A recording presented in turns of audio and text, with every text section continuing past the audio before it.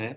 E para darmos continuidade ao nosso evento, eu vou chamar agora, para mediar a segunda mesa redonda, né, a servidora Josiane Monteiro Luiz. Josiane, economista, especialista em desenvolvimento produtivo pela ENAP e em defesa da concorrência do direito econômico, FGV. Há 12 anos atua no Sistema Nacional de Emprego, possui experiência no monitoramento e avaliação das ações da Rede Sino de Atendimento, análise de mercado de trabalho e de políticas públicas de trabalho, emprego e renda. Realizou coordenação, assessoria e acompanhamento das agendas e projetos junto a instituições nacionais e internacionais. Atualmente está como coordenadora de modernização da Coordenação Geral do Cine, sendo responsável pelo acompanhamento e desenvolvimento de inovações para o Cine. Com a palavra, Luciane. Obrigada, Ângelo. Eu vou fazer agora a minha autodescrição. Meu nome é Josiane, sou mulher, branca, meu cabelo é ondulado, hoje ele está preso no penteado rabo de cavalo. Eu estou usando óculos da tonalidade marrom. E é isso. Eu agradeço que a poder participar aqui como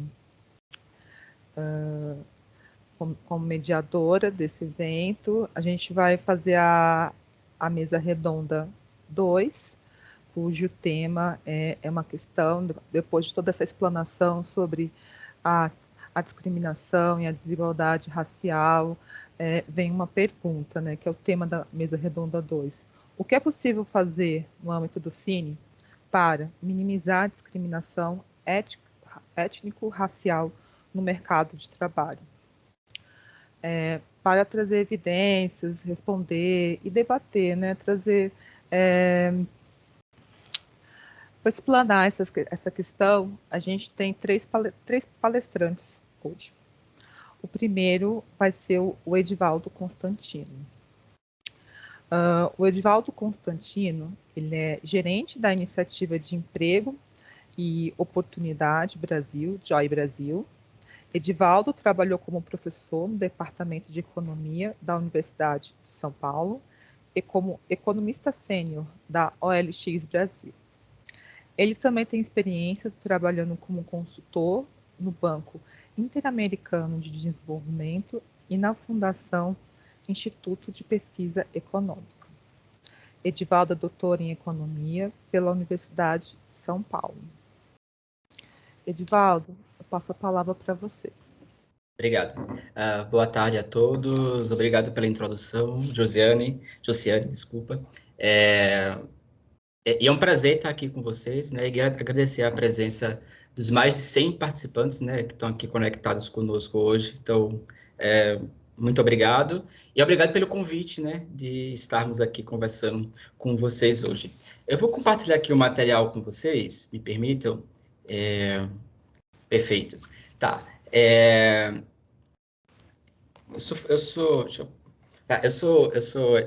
Me apresentando, né? Eu sou Edivaldo Constantino, gerente aqui da JOI Brasil, e eu faço parte do JPOL, né, América Latina e Caribe, que é um centro de pesquisa que tem como objetivo final aí sempre avaliar políticas que visem contribuir para o combate à pobreza.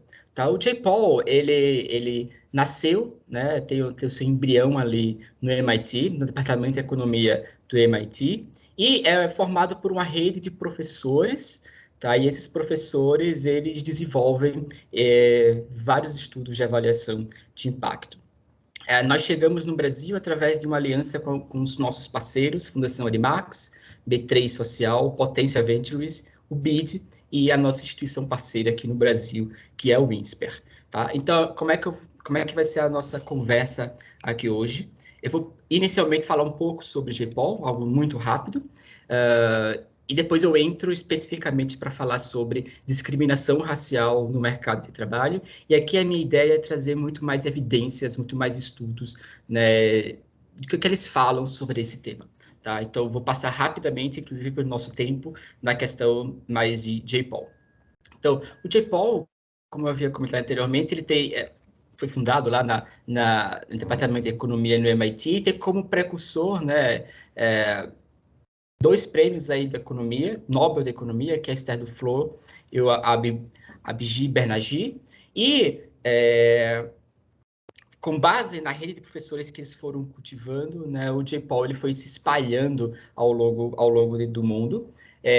O J-POL ele utiliza uma metodologia bastante específica para se avaliar a política pública, que é o que a gente chama de avaliações de controle aleatorizado. E aí, com essa metodologia, né, que a gente que a gente vai ao longo de todos os lugares onde a gente vai passando, onde a gente vai atuando, a gente vai buscando identificar políticas públicas que funcionam, as que não funcionam também, por que elas funcionam ou por que não funcionam. A gente tem como objetivo, né, fazer com que esse recurso escasso que nós temos seja alocado de fato em políticas que gerem impacto, né, que mudem a vida das pessoas. Nós partimos, né, desde a capacitação com nossos parceiros, nós financiamos pesquisas e nós também divulgamos evidências. Nós também atuamos num processo de disseminação, né, de que avaliar política é importante. Nós temos parceiros ao redor do mundo, né? Nós temos vários parceiros de várias universidades, Harvard, aqui no INSPER, aqui no Brasil, o INSPER é a nossa instituição parceira.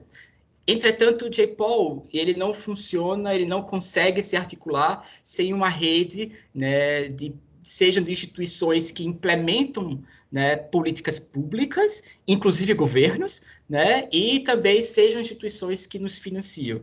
Então, o J-POL ele capta recursos de doadores e financia pesquisas, né, que nos fornecem insights importantes para a gente decidir, em termos de gestão, que tipo de política funciona e não, e como alocar esse recurso. Tá? O J-POL ele tem 7 escritórios ao redor do mundo, né? Na América Latina e no Caribe, nosso escritório sede fica no Chile. E no Brasil, nós acabamos de chegar no Brasil, tipo, 3 meses. E aí, o que eu queria que vocês vissem aqui nesse mapa? Cada pontinho aqui é um estudo que a gente fez. Vocês percebem que o Brasil tem poucos pontinhos em estudos aleatorizados, em estudos que medem a avaliação de impacto. O que a gente busca fazer aqui é exatamente preencher o Brasil com mais pontinhos. Tá? É isso que a iniciativa aqui no Brasil procura fazer. Falando especificamente agora da JOY, porque eu falei um pouco de J-POL, e vou falar um pouco da JOY, que significa Iniciativa de Emprego e Oportunidades. Tá? Tá com ponto? A JOY é um tipo de... É um investimento, né, uma iniciativa focada, né, em determinada área, em determinado tema. No caso, a área que a gente está falando aqui da JOY é o Brasil. Então, a JOY tem interesse em realizar estudos, né, para o Brasil, no Brasil, e no tema de mercado de trabalho. Tá? No tema de mercado de trabalho. Ainda que a gente tenha alguns temas específicos, alguns grupos específicos de foco de atuação, a JOY Brasil ela vem, né, chega ao país com esse grande esse grande guarda-chuva, que é o mercado de trabalho, e não chega sozinha. Tá? Como eu falei anteriormente, nós chegamos com a parceria, né, da Fundação Arimax, né, a B3 Social, Potência Ventures, o BID, e o INSPER. Esses são os nossos parceiros que estão conosco, tá, nessa iniciativa aqui na JOY Brasil. E a atuação que a JOY tem, ela é muito específica, né, porque nós realizamos um projeto de incubação social. Então, nesse projeto de incubação social, a grosso modo, ele funciona para mapear organizações e projetos interessantes, né, para fortalecer elas tecnicamente, porque a gente fornece assistência técnica no que diz respeito a como avaliar uma política pública, né? Além disso, a gente financia essa avaliação, tá? A gente fornece funding para que essa avaliação ela ocorra e a gente espera gerar resultados concretos, gerar evidências, né, sobre quais políticas funcionam ou não. As que não funcionam, tem que entender o porquê. As que funcionam, a gente tem que pensar em escalar elas para outros lugares. Então, esse é o DNA da JOY Brasil. E após essa breve introdução, eu queria já falar sobre a questão do nosso tema aqui de discussão, que é a questão da discriminação no mercado de trabalho, né? Eu vou falar um pouco, né, sobre o que os estudos, né, estão trazendo, estão nos informando sobre essa questão. E eu começo falando, primeiro, um pouco sobre o contexto brasileiro. E muito desses temas já foi dito aqui na mesa anterior, no painel anterior, desculpa. E eu vou ressaltar aqui apenas 4, né, dos pontos que nós consideramos extremamente relevantes. O primeiro, né, diz respeito à questão da discriminação e desigualdade. O mercado de trabalho brasileiro ele é marcado, né, por discriminação e desigualdade, e eu diria que não apenas do ponto de vista racial, né, já foi comentado aqui de desigualdade de gênero, mas existem outros tipos de desigualdade, como, por exemplo, aquela vinculada à geografia, né, geografia urbana, né, o lugar de onde você vem. Outro ponto a ser destacado aqui, no que diz respeito a esse contexto brasileiro, é a informalidade, né? Os dados mostram que cerca de 40% da força de trabalho do Brasil está atuando na informalidade. E a gente sabe que a informalidade, dentre muitas características, você tem que ela tem pouco suporte social, né? Pouca proteção social. Muito relacionado a isso, eu já passo para o outro ponto, que é a questão da produtividade, né? A produtividade no Brasil, ela está em níveis baixos, né? E ela permanece em níveis baixos há muito tempo. E isso vem se transformando, de fato, em um problema que vem levantado a atenção de muitos pesquisadores sobre como combater essa questão. E, por fim, eu saliento a questão da transição da escola para o mercado de trabalho, particularmente dos jovens. Segundo dados do IBGE, cerca de 28%, né, dos jovens, eles pertencem àquela classificação que a literatura chama de nem trabalha e nem estuda, né? E isso potencialmente será um problema lá para frente, quando essa população, né, começar, de fato, a entrar no mercado. Esses são alguns dos pontos que permeiam o contexto brasileiro, e eu vou avançar um pouco mais na minha fala, ao trazer para vocês aqui algumas evidências sobre disparidades no mercado de trabalho. Essas evidências já foram trazidas nas sessões anteriores, e aqui eu vou tocar só em uma, né, que se eu saísse dessa na minha apresentação para vocês ficarem com a mensagem, seria essa, né, uma das mensagens seria essa daqui, que é de que existem disparidades gritantes no mercado de trabalho brasileiro. Enquanto, né, esse gráfico aqui é o rendimento mensal, né, considerando os recortes de gênero, raça e cor, tá? O que é que tem esse gráfico aqui? Eu tenho dizendo que a média, a renda, né, geral das pessoas que trabalham no Brasil é cerca de R$ 2.426, tá? Se você pega os homens brancos, eles ganham cerca de R$ 1.000 acima, cerca de R$ 3.400. As mulheres negras, elas ganham cerca de R$ 1.000 abaixo, tá? R$ 1.573.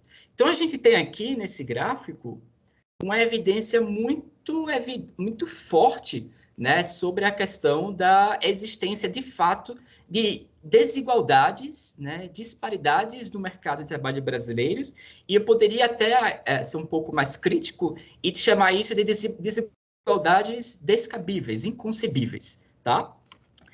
Avançando ainda na minha discussão, e agora eu me percebi que eu não fiz a minha autodescrição, então vamos lá, fazer só um pequeno intervalo. Eu sou um homem, né, negro, né, tenho cabelos curtos, estou usando óculos com fone de ouvido, e ao meu fundo eu tenho aqui uma parede com uma listra vermelha. Tá. Feito isso, deixa eu voltar à questão das evidências dos estudos. Os estudos, e sobre essas evidências, eu queria, antes de prosseguir, né, falar um pouco sobre discriminação, a definição disso, já foi falado, né, ao longo desse seminário, desse debate, uma discriminação formal disso. Eu vou só trazer para o nosso contexto aqui, que é o que eu vou usar ao longo do resto da minha fala, que é discriminar, né, discriminação é tratar alguém de maneira diferente, né, com base em diversas características como sexo, raça, religião, local de moradia, enfim, o fato de você tratar alguém simplesmente por uma característica que essa pessoa tenha. E aí um ponto que eu gostaria já o primeiro de trazer para vocês e provocá-los, é o fato de que, olha, analisar ou a gente verificar a existência de disparidades raciais é algo que nós fizemos no slide anterior e é algo que é relativamente mais fácil de fazer porque os próprios dados das pesquisas nos mostram isso. É algo que acontece. É algo que acontece. Essa desigualdade racial no mercado de trabalho no Brasil. A questão é, como é que a gente linka, como é que a gente relaciona a discriminação como sendo uma das causas dessa disparidade racial? Tá? Então, esse é um grande desafio. É a gente dizer até que ponto a discriminação causa disparidade racial. Esse é o grande mote das pesquisas e é o que está por trás dessa pergunta que eu estou propondo. Né? O que é que os estudos revelam sobre discriminação racial? E, particularmente, o recorte que eu vou usar aqui é durante a fase de contratação. Durante a fase de contratação, o que é que as evidências mostram sobre essa questão da desigualdade racial? Tá?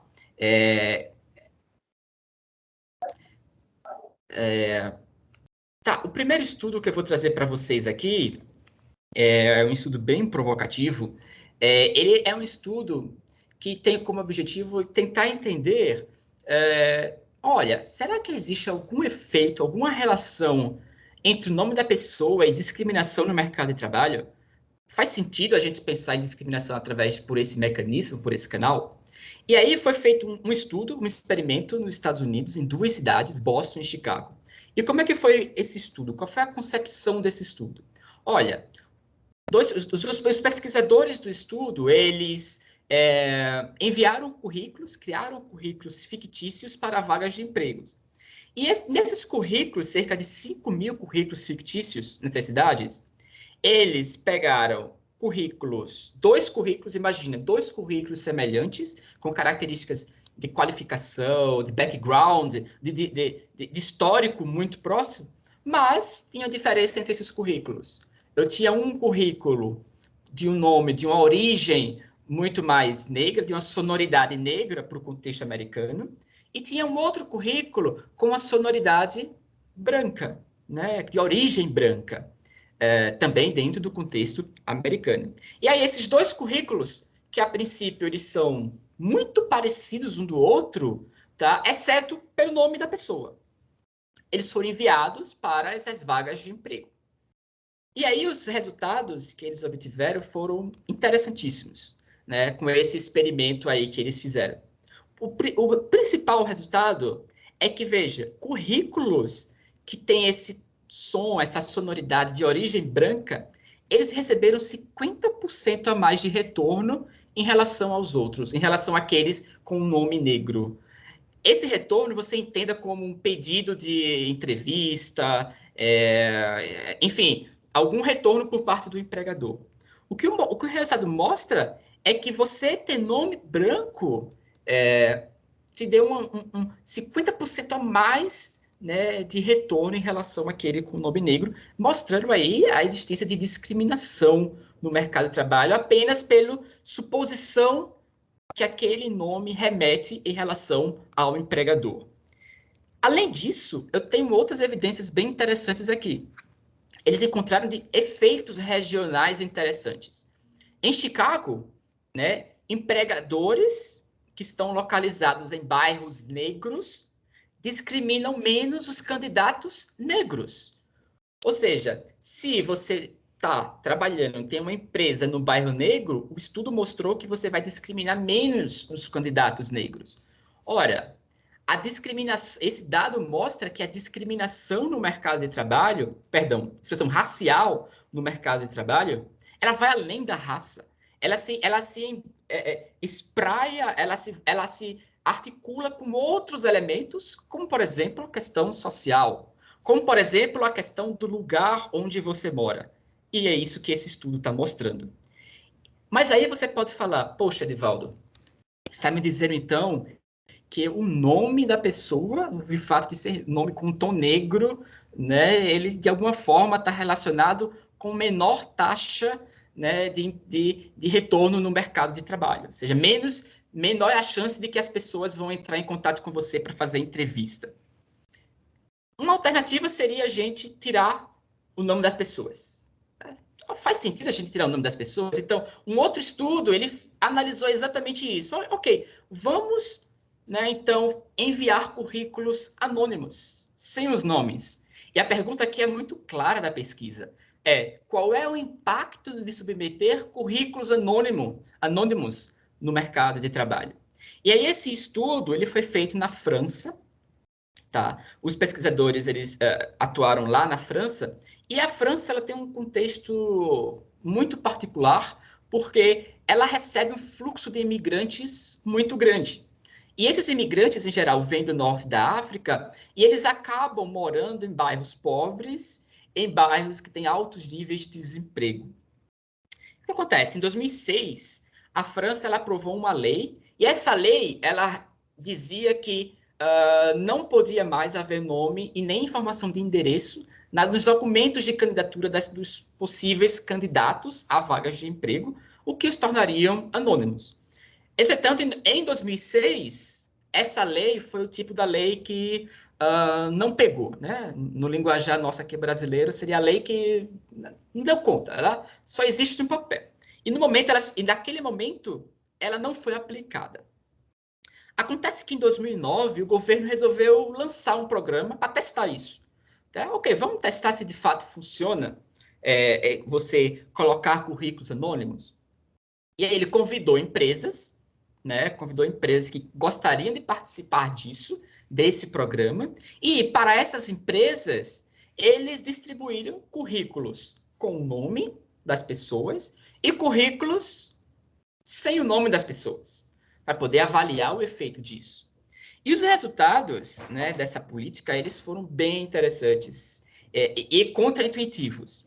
Eles disseram, os resultados foi que, olha, currículos anônimos, né, sem o nome das pessoas, reduziu a probabilidade do que as empresas voltassem até eles e entrevistassem, contratassem candidatos minoritários, né, candidatos de negros, né, que tem essa origem.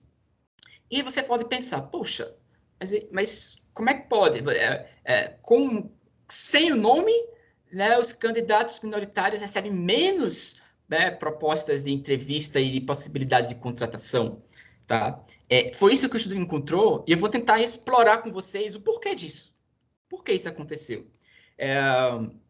Os autores mostram, né, eles no estudo dele, perdão, que o impacto do nome nos currículos depende das características das empresas que recebem os currículos.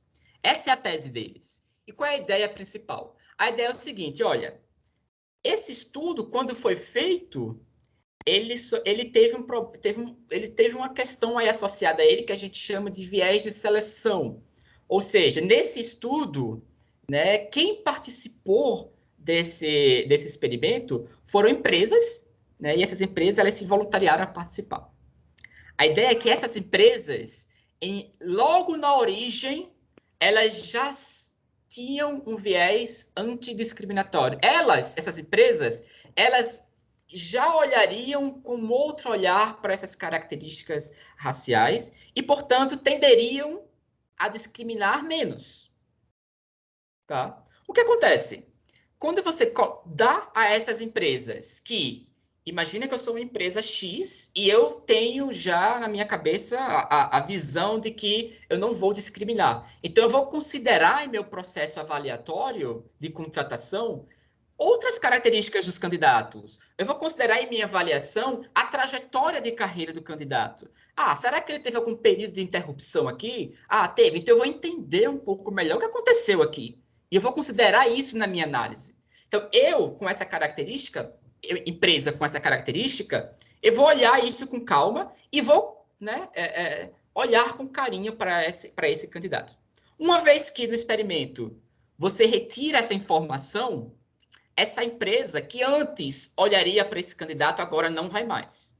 Agora não vai mais. Então, o que o estudo mostra é que para as empresas que antes já tinham esse perfil, ou seja, elas antes já tinham essa consciência,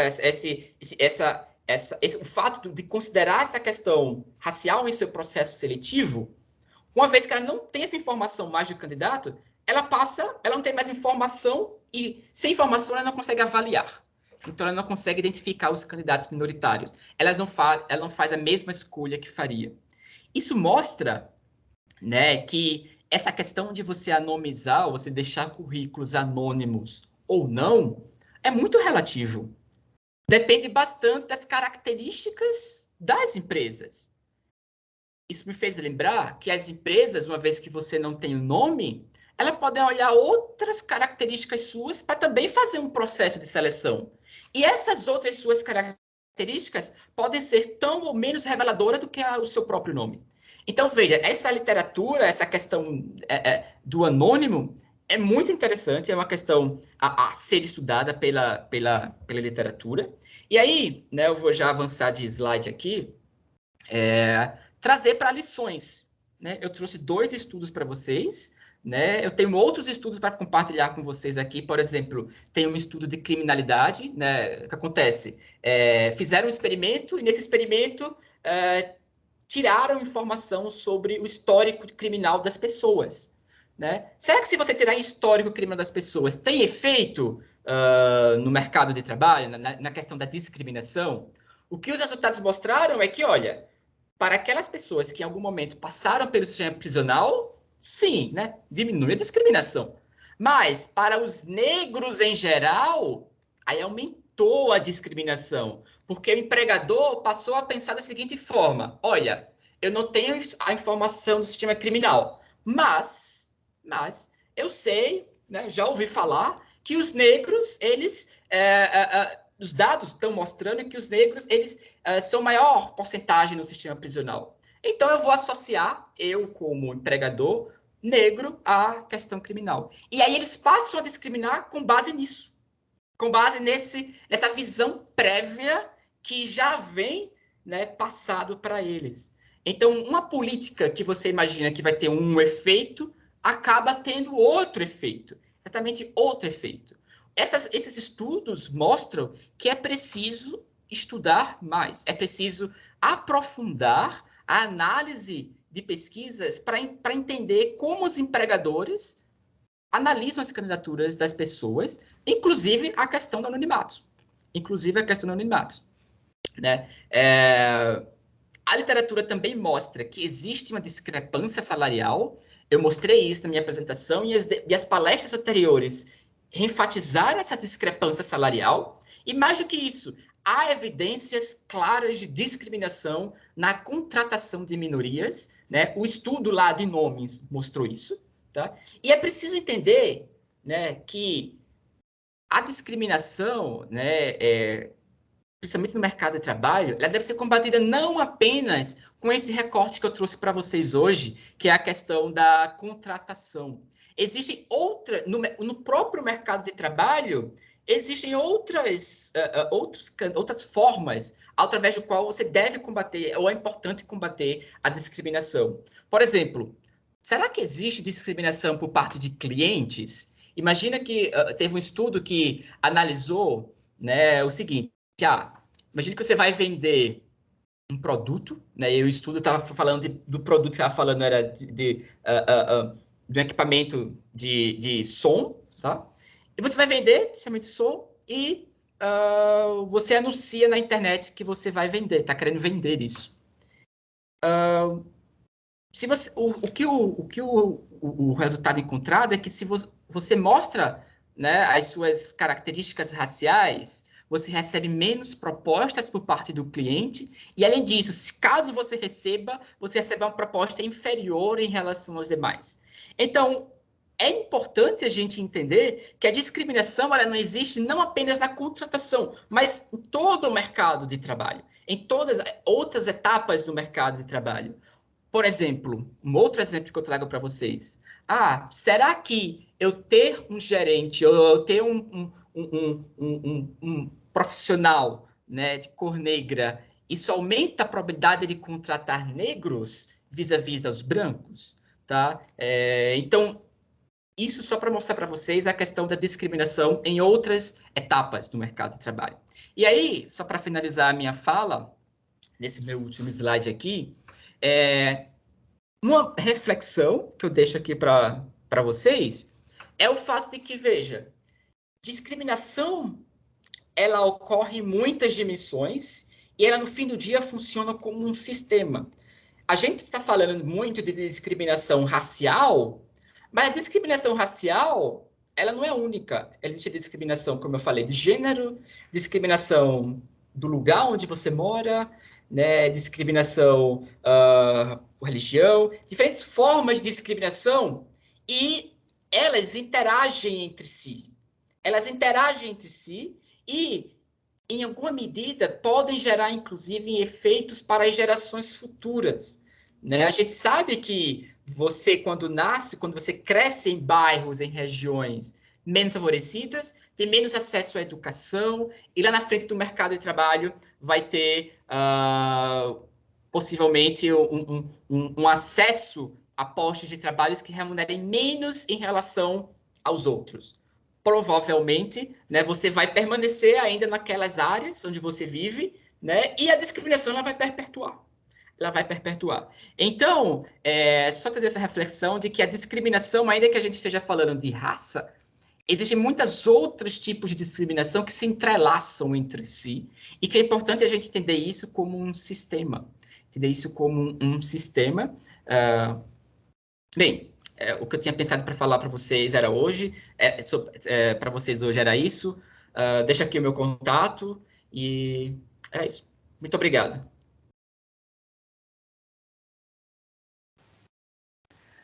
Obrigada, Edivaldo. Foi muito boa essa sua apresentação. A gente até isso mexe muito com a gente do governo federal com relação ao sistema. Quais são as informações que a gente coloca no sistema para o empregador poder verificar na hora de selecionar? Isso é um debate que a gente tem bastante, em que medida isso pode ou não acarretar no processo de discriminação no recrutamento e seleção de pessoas.